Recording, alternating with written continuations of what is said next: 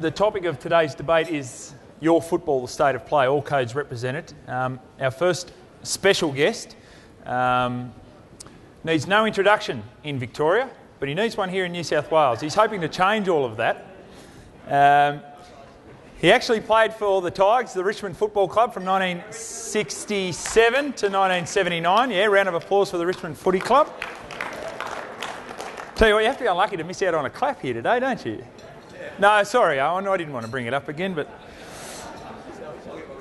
During Kevin's career, he played 251 games for the Tigers. He made 20 finals appearances. He played in 4 grand finals for 3 wins. He was the club best and fairest in 1976. He was the club captain in 1978. He retired in 1979. He was assistant coach in 1980.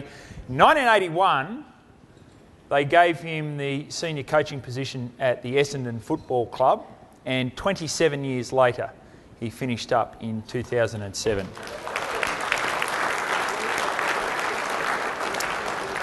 He actually holds the record for most games as a player or coach in AFL history, which is significant in himself.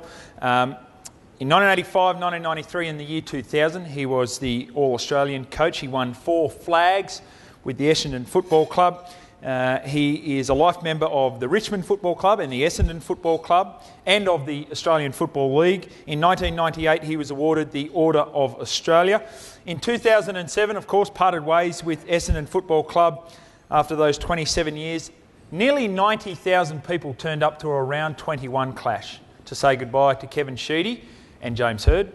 And of course, in 2012, he will be the inaugural coach of the Greater Western Sydney side in the AFL. His passion and expertise in football are second to none. He's been an ambassador for the AFL. He's been inducted into the AFL's Hall of Fame. He's been made a legend, the Essendon Football Club. And this is the one that got me. He's been nominated as Australian Thinker of the Year.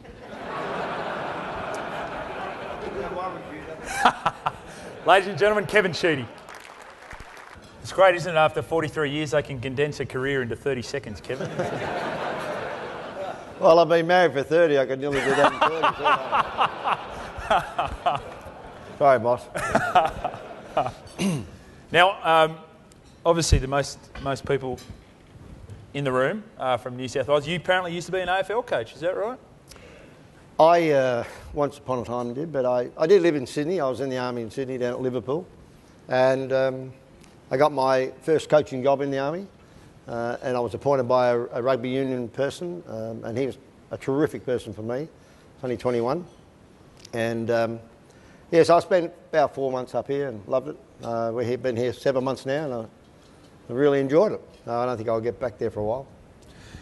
Thinker of the Year. Can you, just before we get to the football, Thinker of the Year, can you tell me how that came about? Because... And the reason I ask, Kevin... Could all the ladies in the room please stand up? Just for a second. Just 1 second, please. Please. Just want to let you know that I love you and I'm coming after you to get you to follow the AFL. All of you, okay? I'm not going to miss one of you. I'll get your names. And the other men that follow rugby and league and soccer... I'm going after the ladies first. Bad luck, fellas. Yeah, just a little thought, that's all. No, we probably the best story I think that we could talk to you about is probably the AFL traineeship. We had a group of guys, just 3 or 4, sat down at a table one day and decided that we're going to put a finals ticket $1 surcharge, and this year I think we've had, this is for AFL traineeship program, so the government liked that. So do the sports, so all these kids play a sport, every sport that will be in this room here today. And I think just about this year we've got 8,000 jobs for those kids. And Fantastic. That's $1 off every finals ticket, $1 off the government, $1 for $1, and $1 off maybe the baseball, netball, yep. Cricket or whatever.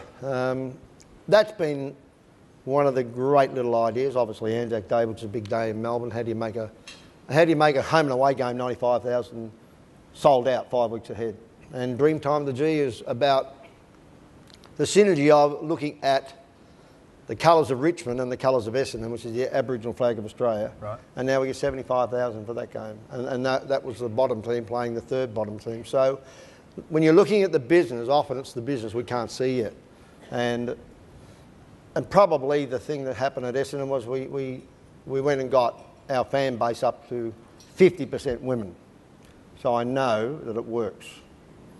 Thanks, ladies. But we have about, even now probably the AFL would most likely have 48% of the membership of the AFL are women.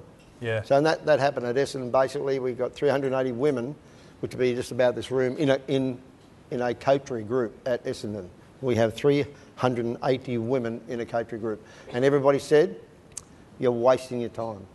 So we've done some really great little ideas along the way. Yeah, 48% in AFL, and I think the figure for rugby league is 36%. So it gives you an example that, and you know. So I'm coming after your right, right, fair enough. That's good. Watch out, ladies. Now, promotion of the game. Yeah. In doing my research on you, you were the first promotions officer, full-time promotions officer in the history of the AFL, or the VFL as it was known then. Correct. In the mid-1970s, Richmond put Kevin Sheedy on in a full-time capacity as promotions officer. Then it became de rigueur for all the clubs to have their promotions officer. So you've been putting the spin on AFL for 35 years. Oh, yeah. And I think that that has really given me a life's education. I've got to know my own country, and really when I think back, it was the best thing that I ever did. Everybody told me not to do it. They said it's a waste of time. Stick to your trade. I'm a plumber by trade. The back pocket plumber. Well, I got out of that stuff. That was dirty. And of course, the best thing that happened was that the teachers that I went around to all the schools, they actually taught me how to coach. And I got a career out of that because of the school teachers really taught me how to take a lesson. Unbelievable sort of thing that happened in my life. But I was 23. I just come out of the army, left perhaps Casula down here at Liverpool, down there. And it was a risk that you either did or you didn't do. And no one wanted to take risks in the 70s. But it was the best thing I ever did. For the purposes of today's debate, why is AFL better, or is AFL better, or can every code coexist? Well, I think if you relate it to music, I know that I'm going to take you on another path, so just hold on. But if you actually think of a menu in our life, which we have lots of menus of thought, I think that many people love opera, many people love jazz, rock and roll, country, western. Now there's 4 codes, but it's no different really when you relate it to footy codes, really. So I think you can enjoy all of them, just pick your choice, that's all. And that's all I've done. I went to the State of Origin, and I really enjoy a fierce game of footy. I mean, I used to get in a little bit of trouble myself on the footy field. I like a hitting game. Never reported? Never outed. Oh, okay. Reported but not suspended. I've been fined once. Right. $7,500 I got fined for touching myself in a game. Right. Only one person in 150 years got fined $7,500 for touching themselves in that game. It's quite amazing when you think of it, isn't it? Look, welcome today. We're going to get Mark Bosnich up to talk a little bit about football. Just before we do let you go, what is AFL then? Hi, Owen. No, Owen's coming up later as well. We'll get him.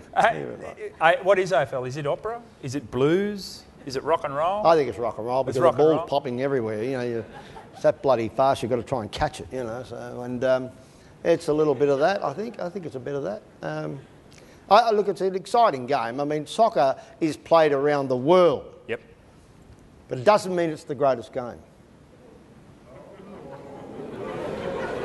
Ladies and gentlemen, Kevin Sheedy.